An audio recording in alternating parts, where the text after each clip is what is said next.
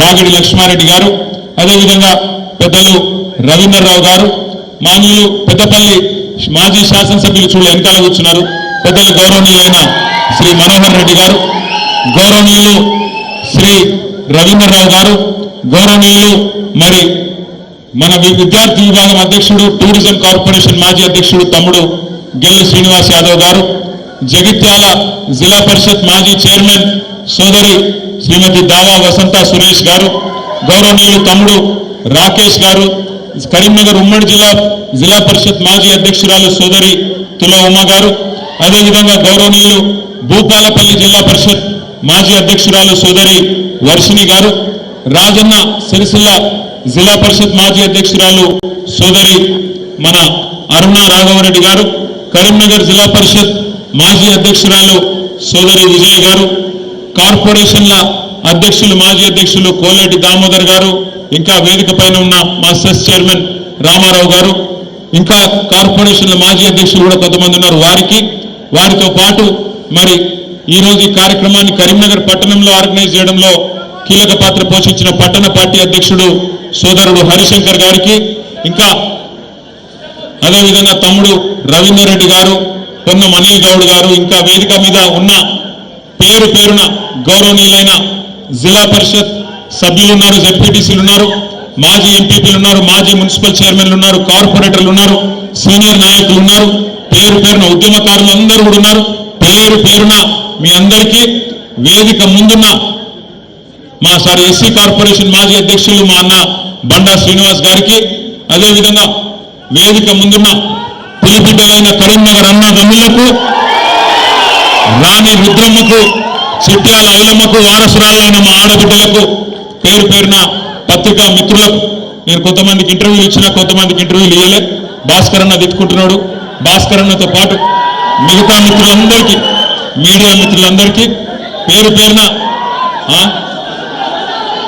హుస్నాబాద్ మా సతీష్ అన్న ఒక చెప్తా లెక్క తీసుకున్నాం, ఎవరో ఎంతమంది వచ్చారో లెక్క తీసుకున్నాం.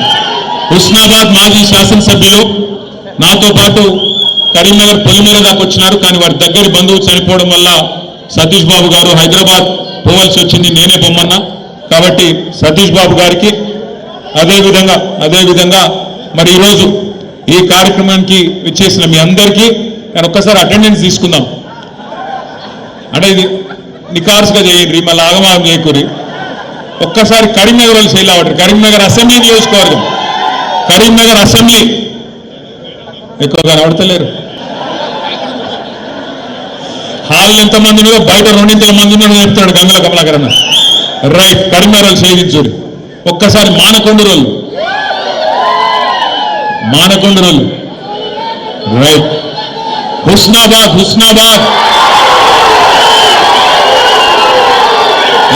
నమ్మదగ్గర లేదు. రైట్, నేను హుస్నాబాద్ హుజూరాబాద్ అంటే అంతా మీరే ఉన్నారు, వేరే వాళ్ళు లేరా? అంతేనా? చొప్పదండి, వేములవాడ మీరంతా పైకెక్కిరా? సిరిసిల్ల పర్వాలేదు, మంచిది కాపాడు. జగిత్యాల ఎల్లెక్కుంది కానీ మళ్ళొక్కసారి జగిత్యాల, కోరుట్ల తక్కువ, మంతిని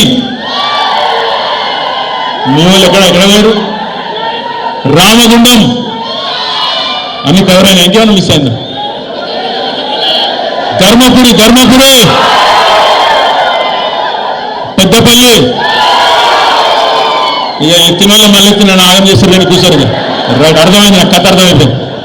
కానీ హాల్ ఎంతమంది ఉన్నారో నిజంగా కరీంనగర్లో పెద్ద హాల్ లేకపోవడం కమలాకర్ అన్న, గిద్ద పెద్ద మనిషి ఉన్నాను, కరీంనగర్లో పెద్ద హాల్ లేదంటున్నా అన్న.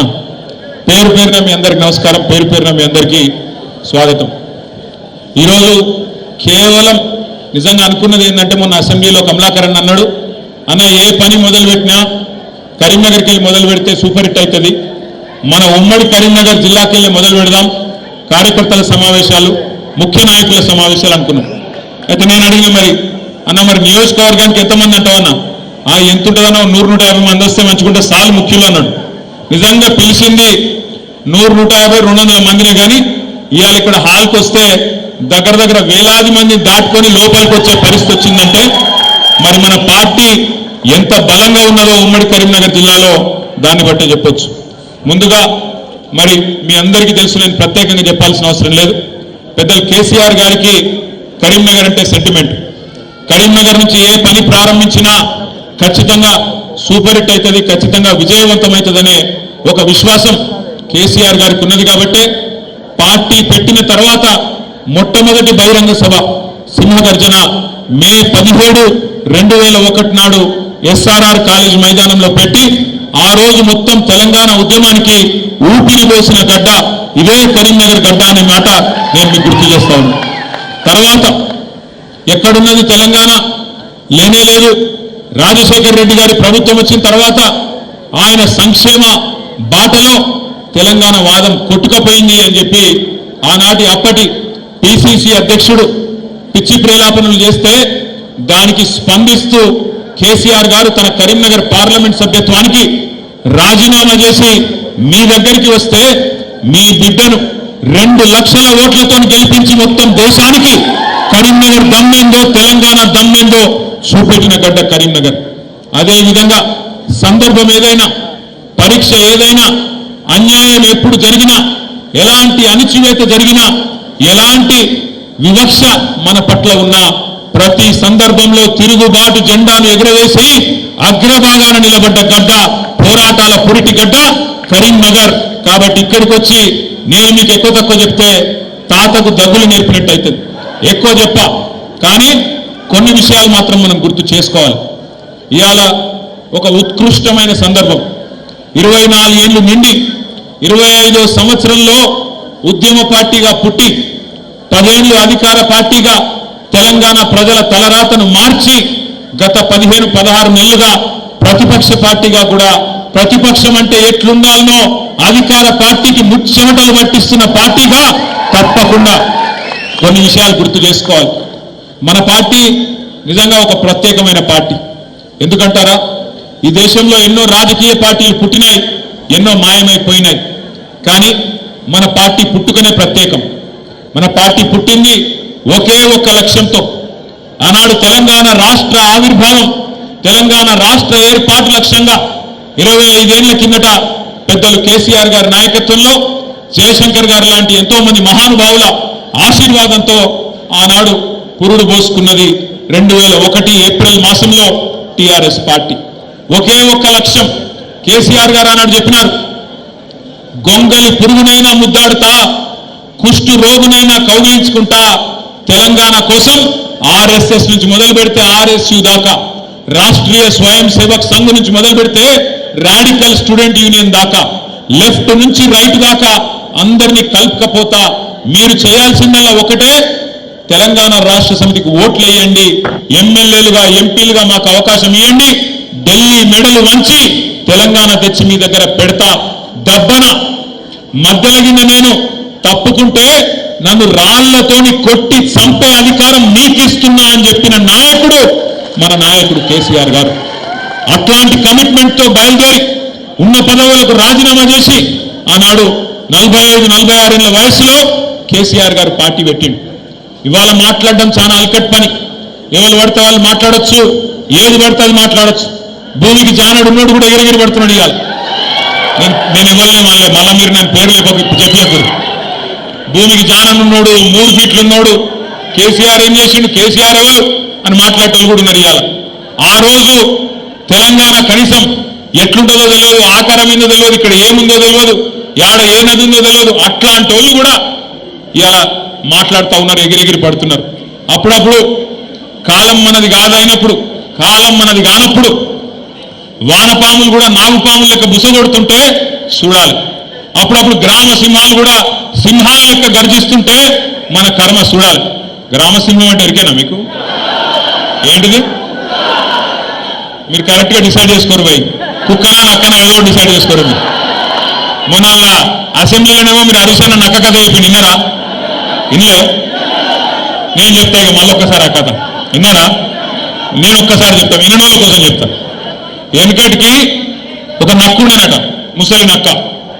ముక్కుకుంటా మూలుక్కుంటా అటు ఇటు తిరుగుతున్నాడట. ఏడేమన్నా తిండి దొరుకుతుందా, ఏడేమన్నా కొద్దిగా పిక్క తిందామా అని చెప్పి ఇక్కడక్కడ చక్కర్లు కొట్టుకుంటే తిరుగుతున్నాడట. అయితే ఒక రోజు ఏమైంది, ఆ నక్క అటు మా సిరిసిల్ల పొంటికెళ్ళి నడుచుకుంటూ పోతుందట. పొంగ మా దగ్గర బాగా, మా గూడూరు ప్రజలను ఇక్కడనే ఉన్నాడు, ఇక్కడనో ఇగో అక్కడ మా దగ్గర పద్మశాలి సోదరులు బాగుంటారు. మా వాళ్ళు ఏం చేస్తారంటే ముందు బట్ట నేస్తారు, ఆ తర్వాత డైయింగ్ చేస్తారు. అటెంక దాన్ని మళ్ళీ ఎండబెట్టి మొత్తం మంచిగా సాఫ్ సఫాయి చేసి ఆఖరికి మొత్తానికి మార్కెట్లో అమ్ముతారు. అయితే ఒక దగ్గర మొత్తం డైయింగ్ చేసేటప్పుడు ఒక పెద్ద బాండీల నీలం రంగు వేసిపెట్టిరట. ఆయనకి నక్క పోకుండా జారెల్ల పడ్డది. పడి వేసి చూసుకునే వరకు మొత్తం నీలం రంగు అంటింది. ఆడికి ఉరికింది అట్లా జంగల్ పంట పోయింది. పోయే వరకు జంగల్లో ఉన్న మిగతా జంతువులన్నీ పరిశాన్ అయినాయట. ఇదేమో కొత్తగా ఉండేదో నీలం రంగు విచిత్రంగా ఉందని చెప్పి భయపడడం మొదలుపెట్టినాయంట. నక్క కూడా అబ్బాయి ఇదేదో మంచిగా ఉన్నదని చెప్పి నక్క కూడా చెప్పిందట వాడికి, నన్ను దేవుడు పంపిండు, పైకి పంపిండు, ప్రత్యేకంగా పంపిండు, అందుకే నేను ఇట్లున్నా, మీకు ఏం కావాలంటే అది నేను చేస్తా, మీరు అందరూ కూడా రేపటి నుంచి నా నాయకత్వాన్ని ఆమోదించండి, నన్ను రాజును చేయండి అన్నారట. అంటే వీళ్ళందరూ కూడా కరెక్టే, పాపం దేవుడు పంపిండు కదా అని చెప్పి ఆ నక్కని తీసుకుపోయి సింహాసనం మీద కూర్చోబెట్టిరు. ఇక నక్క సంవత్సరం అయిపోయింది, 15 నెలలు అయిపోయింది, రోజు మొరుగుడు ఒరుడు రోజు ఒకటే. ఆఖరికి 15 నెలలు అయినాక ఒకరోజు వానకాలం వచ్చింది. ఆ నక్క టైం బాగలేక బయటికి పోయింది. ఆయన వాన షురు అయింది, రాళ్ళ వాన కొట్టింది. సంపుడు చంపే వరకు రాళ్ళ వాన. ఏమవుతుంది వానలో? రంగంతా పోయి ఆయన నక్క చూసుకోలేదు, తిరిగి మళ్ళీ వాపసు వచ్చింది. అందరు చూసిరు, రంగు పోయింది, నక్క నిజ రూపం బయటపడ్డది. ఇక తర్వాత ఏమవుతుంది, ఈపు చింతపండు అయింది. తర్వాత ఉరికిచ్చి ఊరవతలకి చంపారు. నేను ఎవరి గురించి చెప్తున్నామని అర్థమైందా? నేను ఒకరి గురించి చెప్పిన, ఇద్దరి గురించి చెప్పిన. కాంగ్రెస్ బీజేపీ రెండు దొందే. ఈళ్ళలో మంచోళ్ళు, ఆడేదో లంగలు కాదు, ఇద్దరు లంగలే. మోడీ గారు ఏం చెప్పింది 2014లో, भाइयों बहनों आप सभी लोग मित्रों आप सभी लोग मुझे वोट दो, मैं जन धन खाता खुलवाऊंगा, आप सबको 15 लाख धन डाल दूंगा. पढ़े 15 लाख వడవగిన మనకం ఎందుకో మరి బీజేపీకి ఓట్లు అయితే బాగానే గుర్తుతురు. కరీంనగర్ 15 లాఖ లేదు, 15 రూపాయలు కూడా లేదు, వచ్చింది లేదు, చేసింది లేదు. సంవత్సరానికి 2 కోట్ల ఉద్యోగాలు ఇస్తా అన్నాడు. మరి 11 సంవత్సరాలలో 22 కోట్ల ఉద్యోగాలు ఇవ్వాలి. వచ్చినా ఉద్యోగాలు రాలే. అక్కడ ఆ మోసం, ఇక్కడ 6 గ్యారంటీలు, 420 హామీలు, 420 మాటలు, ఇక్కడ ఈ మోసం. అందుకే నేను చెప్పిన నక్క కథ ఒక కాంగ్రెస్ గురించో రేవంత్ రెడ్డి గురించో కాదు, ఇద్దరి గురించి. కాంగ్రెస్ బీజేపీ ఇద్దరు మోసగాళ్ళు. ఈ మోసం నిన్న చాలైంది కూడా కాదు. భారతీయ జనతా పార్టీ 1998లోనే ఆంధ్రప్రదేశ్ రాష్ట్రంలో ఆనాడు కాకినాడలో ఒక తీర్మానం పెట్టింది వాళ్ళ రాష్ట్ర కమిటీలో. ఒక్క ఓటు వేయండి బీజేపీకి, 2 రాష్ట్రాలు ఇస్తాం, ఒక ఓటు 2 రాష్ట్రాలు అని చెప్పి 1998లోనే కాకినాడలో తీర్మానం చేసింది. మరి ఇచ్చిండ్రా తెలంగాణ 98 తర్వాత? ఇచ్చిండ్రా? ఇయ్యలే. కాకినాడ తీర్మానం కాకెత్తుకపోయింది. బీజేపీ ఆ రోజు మోసం చేసింది. ఇక కాంగ్రెస్ మోసం అయితే చెప్పే అవసరమే లేదు. మొదటి నుంచి మోసం చేసుకుంటూ వచ్చిన పార్టీ తెలంగాణకు కాంగ్రెస్ పార్టీ. మనందరం గుర్తుపెట్టుకోవాల్సింది ఒకటి, ఇవాళ మనం ఉన్న ఒక ప్రత్యేకమైన పరిస్థితిలో 24 ఏళ్ల నుండి 25వ సంవత్సరంలో అడుగు పెడుతున్న ఈ సందర్భంలో రాష్ట్రంలో ఏ మూలకి పోయినా, ఏ ఊరికి పోయినా, ఏ గల్లికి పోయినా, ఏ మనిషిని ఇట్లా కదిపినా ఒక్కటే మాట వినబడుతున్నది. పోయి ఒక రైతును అడగండి, ఏ ఊరైనా సరే, అది మా గంభీరావుపేట మండలం నర్మాల కావచ్చు, లేదా ఇక్కడ ఎలకతుర్తి దాకా కావచ్చు, లేదా అక్కడ పోతే మంతినిలో కాటారం దాకా కావచ్చు, ఇంకొకడ కావచ్చు.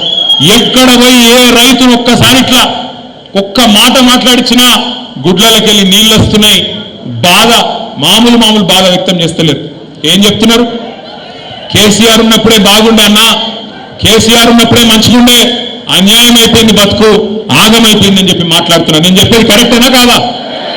ఒక్క రైతు కాదు, ఎక్కడికక్కడ రాష్ట్ర వ్యాప్తంగా పంటలు ఎండిపోతుంటే, రైతు బంధు పడక బాధ అవుతుంటే, రుణమాఫీ కాక బ్యాంకుల చుట్టూ చెప్పులు అరిగేటట్టు తిరుగుతుంటే రైతులకు ఇవాళ ఎవరు గుర్తొస్తున్నారు? ఎవరు గుర్తొస్తున్నారు? కేసీఆర్ గుర్తొస్తున్నాడు. కేసీఆర్ గారు కూడా చెప్పిండు, కాంగ్రెస్ కు ఓటేస్తే రైతు బంధుకు రామ్ రామ్ అవుతుందని చెప్పిందా లేదా? మరి అయిందా లేదా? 10,000 ఇస్తుండు కేసీఆర్ బిచ్చం వేసినట్టు. మేము 15,000 ఇస్తాం, మేము ఇందిరమ్మ రాజ్యం తెస్తాం. మన వాళ్ళు మర్చిపోయింది ఇందిరమ్మ రాజ్యం అంటే ఏందో. ఇందిరమ్మ రాజ్యం అంటే ఏంటిది? ఎమర్జెన్సీ రాజ్యం, పోలీసుల రాజ్యం, అణచివేత రాజ్యం.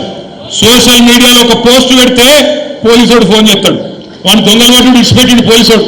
బీఆర్ఎస్ వాళ్ళు ఎంబడి వాడు నేర్చుకున్నాడు, పోస్ట్ పెట్టగానే ఫోన్. నేను ఒక్కటే మాటిస్తున్నా మీకు, నేను కేసీఆర్ గారు అంత మంచోళ్ళు కాదు. మళ్ళా మన టైం వస్తుంది, మళ్ళా బరాబర్ మన టైం వస్తుంది. వచ్చినాక పేర్లు రాసి పెట్టుండ్రి, ఒక్కొక్కరిని ఏమేం చేయాలో అని చేద్దాం. వదిలిపెట్టే సమస్య లేదు. దబ్బన కొంతమంది అనుకుంటారు, మేము రిటైర్ అవుతాం, ఇంటికి పోతాం, మమ్మల్ని ఏం దిక్తారు అనుకుంటున్నాము. రిటైర్ అయ్యి వేరే దేశానికి పోయినా రప్పించి తప్పకుండా అన్ని లెక్కలు సెటిల్ చేస్తాం, హిసాబ్ కితాబ్ మొత్తం తీస్తాం. గట్లా ఊకునే బాబత్ కాదు. ఇదివరకున్న కథ వేరు, ఇప్పుడున్న కథ వేరు. కానీ ఒకటి మాత్రం వాస్తవం, ఇలా ప్రజలకు ఏ కష్టం వచ్చినా, ఎక్కడ ఏ ఇబ్బంది వచ్చినా గుర్తొస్తున్నది మన నాయకుడు కేసీఆర్. మొన్న నేను చూసిన హైడ్రా పేరు మీద ఒక ఆడబిడ్డ పాపం చెప్పుల దుకాణం నడుపుతున్నది హైదరాబాద్లో నాచారంలో. ఆమె దుకాణాన్ని హైడ్రా వాడు వచ్చి ఆ బుల్డోజర్ అదేదో హిటాచి పెట్టి కొట్టేస్తున్నాడు. అది పెట్టి కొట్టేస్తుంటే ఆమె మొత్తుకుంటున్నది ఆడ నిలబడి, అన్నా కేసీఆర్ అన్నా ఎక్కడున్నావు రా అని ఆయన చూసి వెళ్ళదా మీరు? అదో ఇలా రాష్ట్రంలో ఎవరికి ఏ కష్టం వచ్చినా ఆటో డ్రైవర్లు తమ ఆటోలు ఇంకా రాసుకుంటారు, అన్నా తప్పైపోయింది, అన్యాయం అయిపోయినాం, ఆగమైపోయినాం, కేసీఆర్ గారు ఎక్కడ ఉన్నావు అని ఆటో డ్రైవర్లు యాడ్ చేసుకుంటాను, ఉద్యోగులు యాడ్ చేసుకుంటాను. 73% జీతం పెంచిండు కేసీఆర్. మమ్మల్ని కడుపులో పెట్టుకొని చూసుకున్నాడు కేసీఆర్. మాకు స్పెషల్ ఇంక్రిమెంట్ ఇచ్చిండు కేసీఆర్. కానీ ఇవాళ ఈ ప్రభుత్వాన్ని నమ్మితే 5 డిఏలు బాకీ ఉన్నాయి. కేసీఆర్ ఇచ్చిన పిఆర్సీ నడుస్తున్నాయి. 1వ తారీఖు జీతం ఇచ్చుడే ఎక్కువ, మీకు మీదికెళ్ళి ఏమి ఇవ్వాలని చెప్పి ముఖ్యమంత్రి మాట్లాడే పరిస్థితి. ఇలా మా తమ్ముళ్ళు నిరుద్యోగులు, మా చెల్లెళ్ళు వాళ్ళు యాద్ చేసుకుంటున్నారు. అశోక్ నగర్ నుంచి మాకు మెసేజ్లు పంపిస్తున్నారు, అన్నా తప్పైపోయింది, ఇదివరకు వీళ్ళ మాటలు నమ్మి ఆగమైనం. అశోక్ నగర్ కు రాహుల్ గాంధీ వచ్చి సంవత్సరంలో 2 లక్షల ఉద్యోగాలు ఇస్తా అంటే నమ్మినాం, కానీ మోసం జరిగిందన్నా 16 నెలల 6,000 ఉద్యోగాలు కూడా ఇవ్వలే కాంగ్రెస్ వాళ్ళని చెప్పి వాళ్ళు బాధపడతా ఉన్నారు.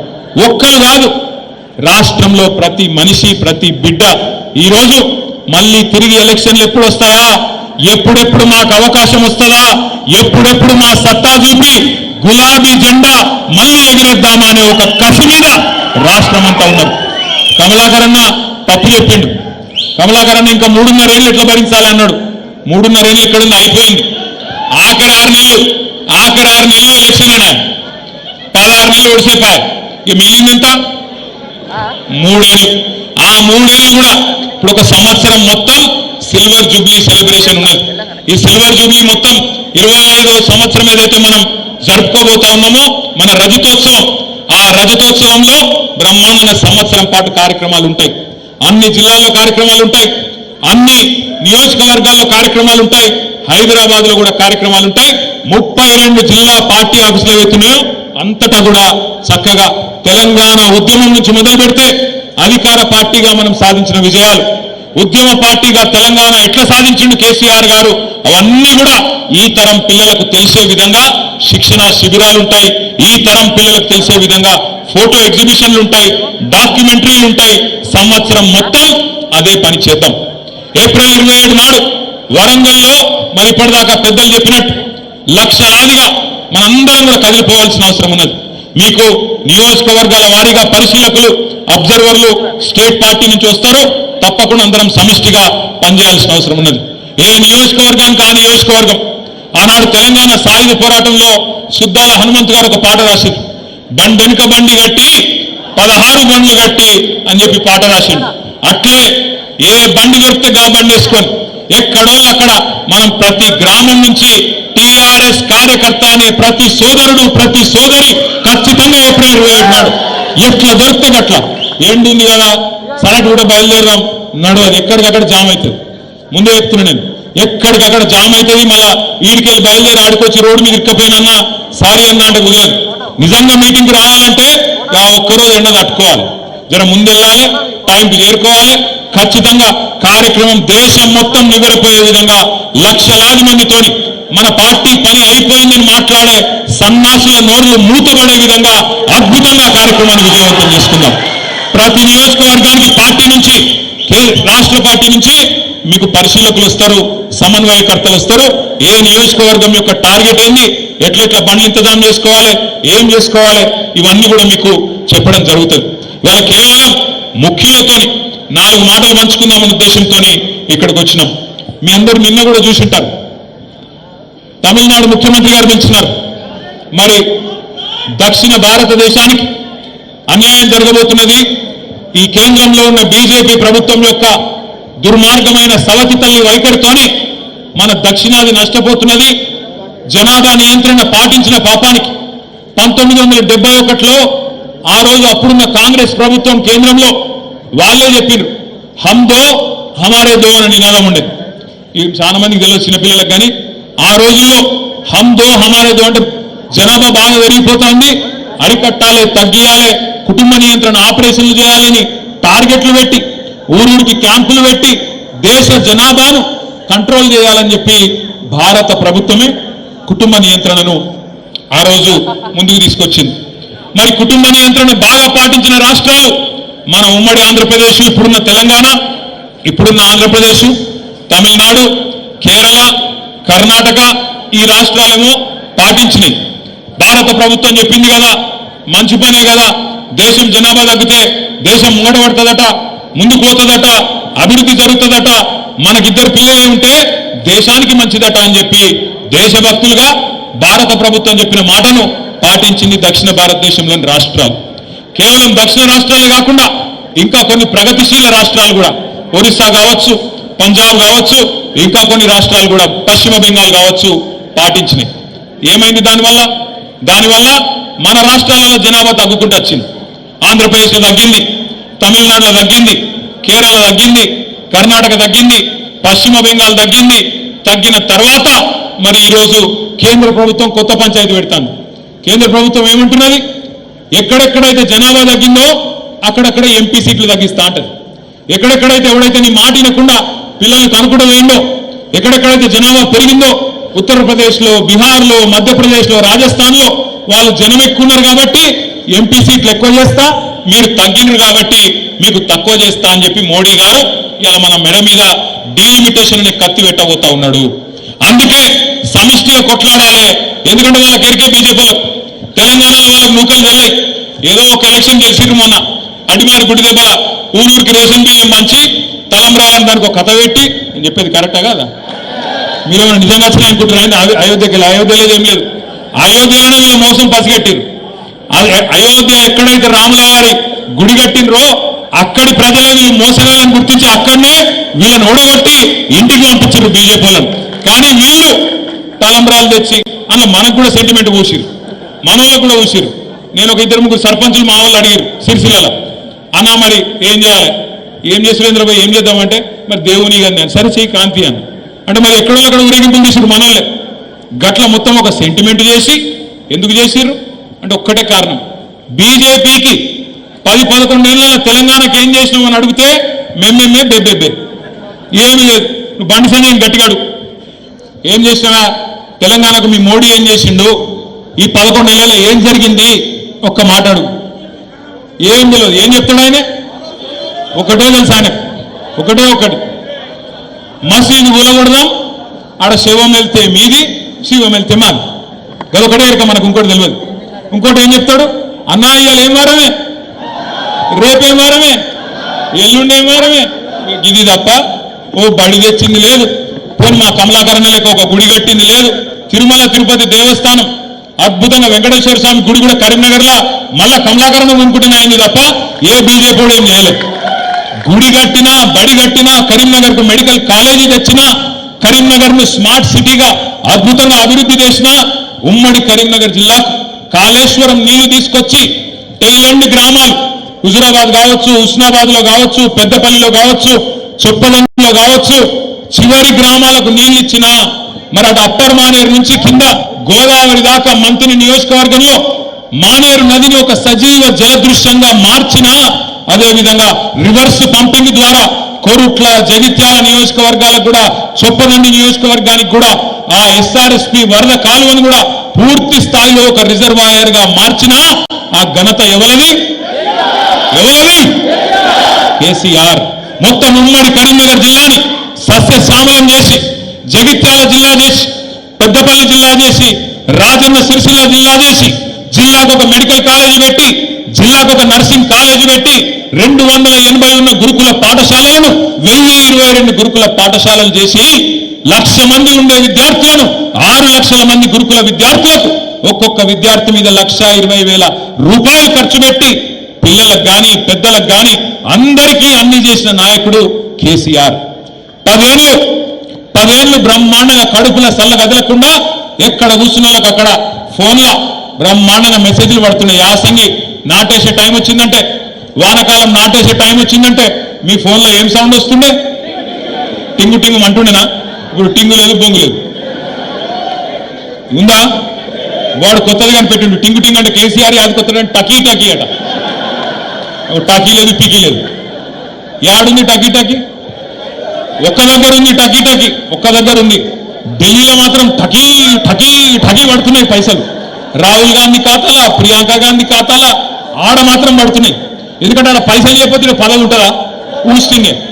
కాబట్టి పైసలు అక్కడ పడుతున్నాయి, ఇక సంపుడు మాత్రం ఇక్కడ చంపుతా ఉన్నారు. వాస్తవం ఏంది అంటే ఇవాళ తెలంగాణ ప్రజలు ఏ ఊరికి పోయినా ఏ మనిషిని ఒక్కసారి ముట్టుకున్నా అన్నా ఇంకెన్ని రోజులు భరించాలనే, ఇది జల్ది కేసీఆర్ తెచ్చుకుంటే బాగుండదు కదనే అనే మాట మాట్లాడుతారు. కానీ ఒకటి మాత్రం వాస్తవం, ఒక ఓటుకు శిక్ష 5 ఏళ్ళు, ఒక తప్పు చేస్తే 5 ఏళ్ళు బాధపడే పరిస్థితి. ఏం చేయలేం. ప్రజాస్వామ్య దేశం.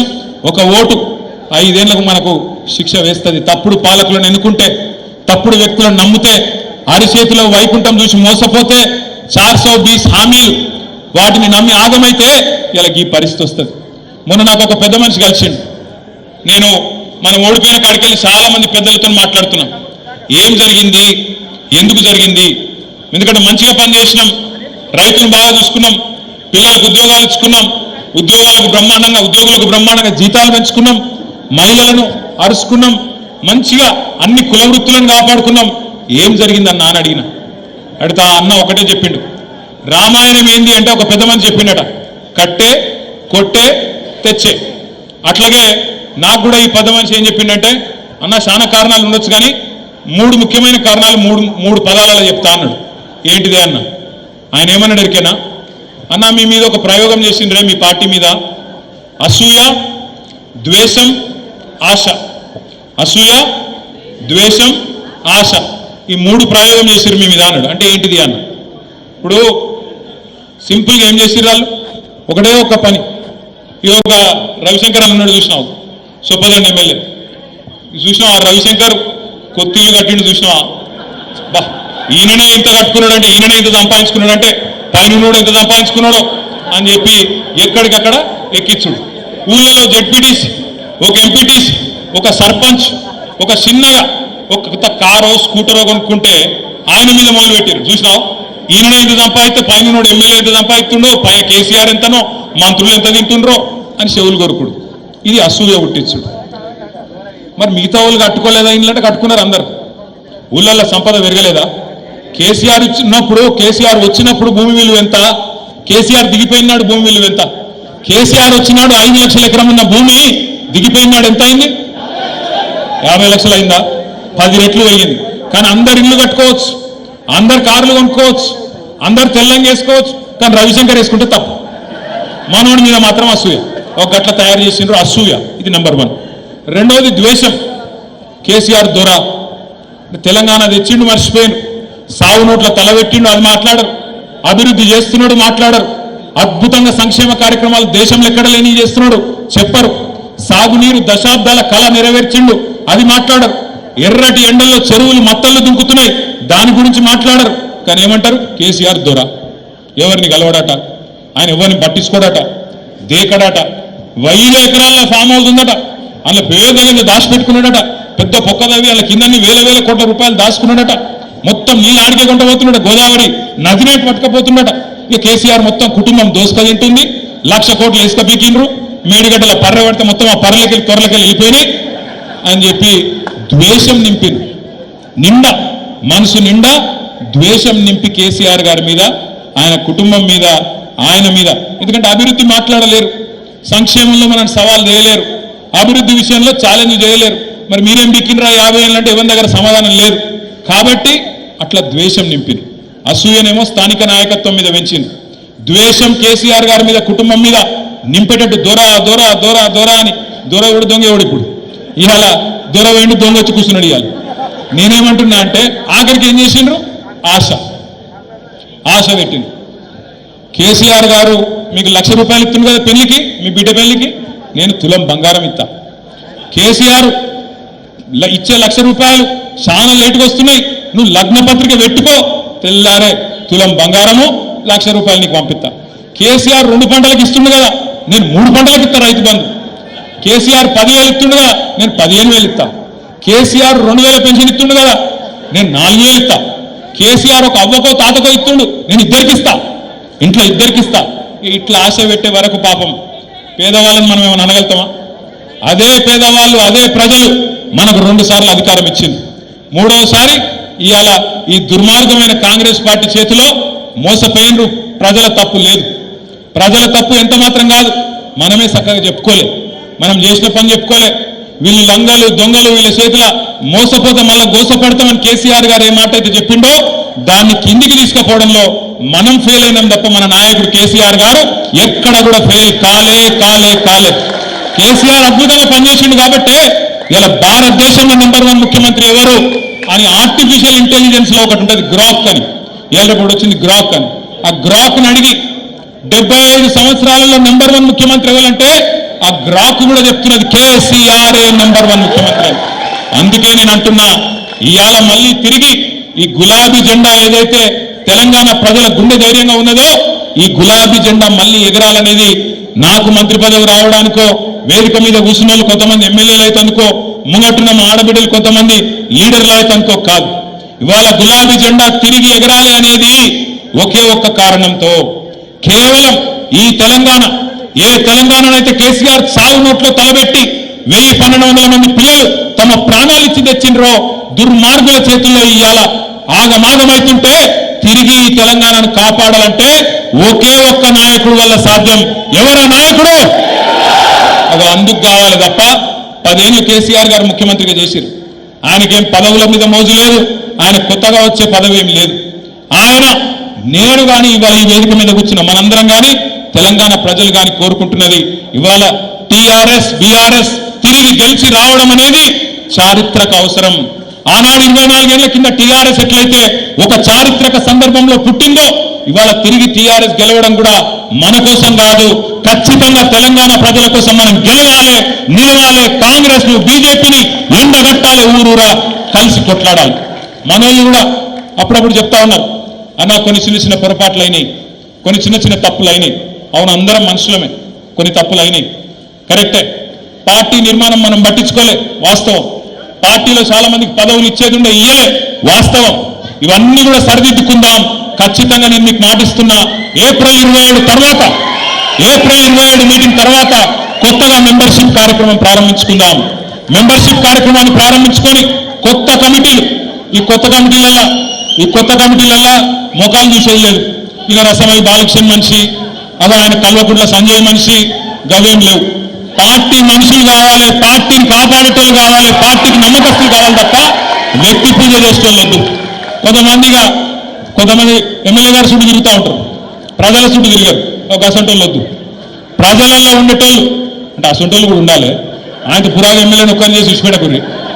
అసంటోళ్ళు కూడా ఉండాలి, ఇసంటోళ్ళు కూడా ఉండాలి. కానీ ప్రజలలో ఉండేటోళ్ళు, ప్రజల కష్టంలో సుఖంలో ఉండేటోళ్ళు, వాళ్ళని నరుచుకునేటోళ్ళు, ప్రజలకు మన పార్టీ తరఫున గట్టిగా వాదన అనిపించేటోళ్ళు, వాళ్లకు పెద్దపీట వేద్దాం. కమిటీల నిర్మాణంలో కూడా పెద్దల అనుభవం అంతా కూడా తీసుకుందాం. ఎల్ రమణ గారు ఎప్పుడు చెప్తుంటారు నాకు, అన్నా మనం ఒక సుశిక్షితులైన కార్యకర్తల బృందాన్ని తయారు చేసుకోవాలి, ఇంకా 3 ఏళ్ళు టైం ఉంది. ఈ 3 ఏళ్లలో ట్రైనింగ్ క్యాంపులు పెట్టాలి. ఎక్కడికక్కడ మనోళ్ళను ఎట్లా బీజేపీని కాంగ్రెస్ చీల్చి చెండాడాలి, నరేంద్ర మోడీ ఎట్లయితే తల్లిని చంపిండ్రు బిడ్డను బతికిచ్చిండ్రు అని చెప్పి విషపు మాటలు మాట్లాడిండో అవన్నీ చెప్పాలి. బీజేపీ మోసాన్ని కూడా ఎండగట్టాలి, కాంగ్రెస్ మోసాన్ని కూడా బయట పెట్టాలి అన్న రమణన్ ఎప్పుడు చెప్తా ఉంటాడు. ఒక్కొక్క వర్గానికి ఎట్లెట్లా అన్యాయం జరిగింది. చేనేతలు కావచ్చు, గీత కార్మికులు కావచ్చు, ఇవాళ రాష్ట్రంలో మత్స్యకారులు ముదిరాజులు కావచ్చు, గంగపుత్రులు కావచ్చు, గొర్రెలు ఇస్తారని చెప్పి ఎదురు చూస్తున్న యాదవులు కుర్మ సోదరులు కావచ్చు, ఒక్కొక్కరికి ఎట్లా అన్యాయం జరిగిందో లెక్కలతో సహా చెప్పే సత్తా మన కార్యకర్తలు సంతరించుకోవాలి, మన నాయకులు సంతరించుకోవాలి. ఎవరిని ఇట్లా ముట్టుకున్నా ఏదో ఉత్తగా మాట్లాడమన్నట్టు మాట్లాడు కాదు, బూతులు తిట్టుడు కాదు, సబ్జెక్టుతో సహా మాట్లాడే సత్తా, సబ్జెక్టుతో సహా వివరించే సత్తా మన నాయకులు సంతరించుకోవాలి, మన కార్యకర్తలు సంతరించుకోవాలి.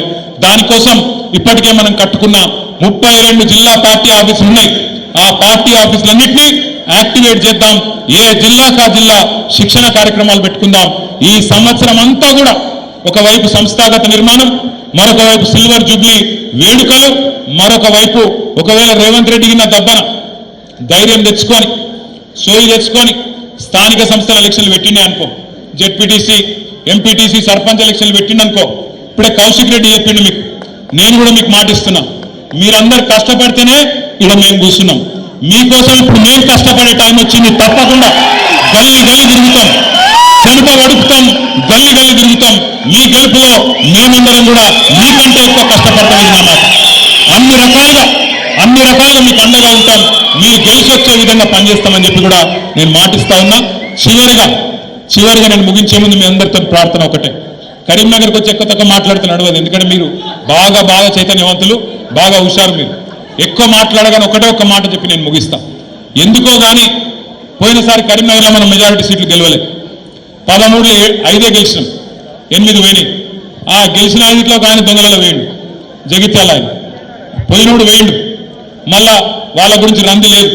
కానీ ఖచ్చితంగా ఈసారి 13కి 13లో గులాబీ జెండా ఎగిరే విధంగా ఎక్కడ ఏ గ్రామానికి ఆ గ్రామంలో కథానాయకులు అయిదాం. ఈ మాట నేను ఎందుకు చెప్తున్నా అంటే, చాలా మంది మనోళ్ళు ఏమనుకున్నారు ఎరికైనా ఎలక్షన్లప్పుడు, పోతే మా ఎమ్మెల్యే పోతాడేమో కానీ కేసీఆర్ అయితే ముఖ్యమంత్రి ఉంటాడే అనుకున్నారు. కరెక్టా కాదా? కరెక్టేనా? ఇప్పుడు సోయి వచ్చిందా? మీ ఎమ్మెల్యే వ్యక్తి కేసీఆర్ కూడా పోతే అర్థమైందా? గది కథ. మనకు పంచాయతీలు ఉంటే, మనకు తాకట్లు ఉంటే టికెట్లు ఇయ్యక ముందు కొట్లాడుకోవాలి. ఇక్కడ టికెట్ ఇచ్చినాక కేసీఆర్ బొట్టు పెట్టినాక వాళ్ళు ఎవరైనా సరే ఇక కేసీఆర్ అక్కడ నిలబడ్డది, ఇంకో మనిషి కాదు. బొట్టు ఎవరో కేసీఆర్ పెడితే ఆయన ఇక కేసీఆర్ పంపిన దూత కాబట్టి, కేసీఆర్ పంపిన క్యాండిడేట్ కాబట్టి కేసీఆర్ అనుకుని పని చేయాలి తప్ప, ఫలానా రోజు నా ఫోన్ ఎత్తలేదు, ఫలానా రోజు నా మెసేజ్కి రిప్లై ఇవ్వలేదు, నా వివాహ వార్షికోత్సవ శుభాకాంక్షలు చెప్పలేదు, నేను పొద్దున సాయిబాబా ఫోటో పంపుతాను వెంకటేశ్వర స్వామి పంపలేదు, ఇవి ఉంటాయి. అలిగేందుకు నాకు అర్థం కాదు. నేను ఆ రోజు బర్త్డేకి పిలిస్తే రాలేదు, ఇవి పెట్టుకోకూడదు మనసులో. దయచేసి నేను మీ అందరినీ కోరేందంటే అందరం మనుషులమే, ఈడ కూర్చున్న వాళ్ళందరం కూడా మనుషులమే కదా. మేము కూడా తప్పులు చేసిండొచ్చు, చిన్న పొరపాట్లు మాతో కూడా కావచ్చు. కానీ ఆ కోపంతో ఇవాళ ఏమైంది, తెలంగాణ మొత్తం ఆగమాగమవుతుంది. ఆఖరికి ఎవరి చేతిలో పడ్డది, కాంగ్రెస్ చేతిలో పడ్డది. ఇక వాళ్ళ కథ మీకు మొత్తం ఎట్లున్నదో మీకు బాగా తెలుసు. నా ప్రార్థన మీతో ఏంటంటే, ఈసారి ఆ తప్పు జరగద్దు. ఈసారి ఏ ఊరి కావురు మనది మనం తీర్మానించుకోవాలి. క్యాండిడేట్ ఎవరైనా నిలబడ్డది కేసీఆర్ అనుకోవాలి, కొట్లాడాలి. ఖచ్చితంగా తిరిగి 2028-29లో కేసీఆర్ గారిని తిరిగి ముఖ్యమంత్రిగా చూసేదాకా శపథం చేద్దామా? జై తెలంగాణ! కేసీఆర్ గారి నాయకత్వం. వరంగల్ ఏప్రిల్ 20 నాడు టైంకి రావాలి.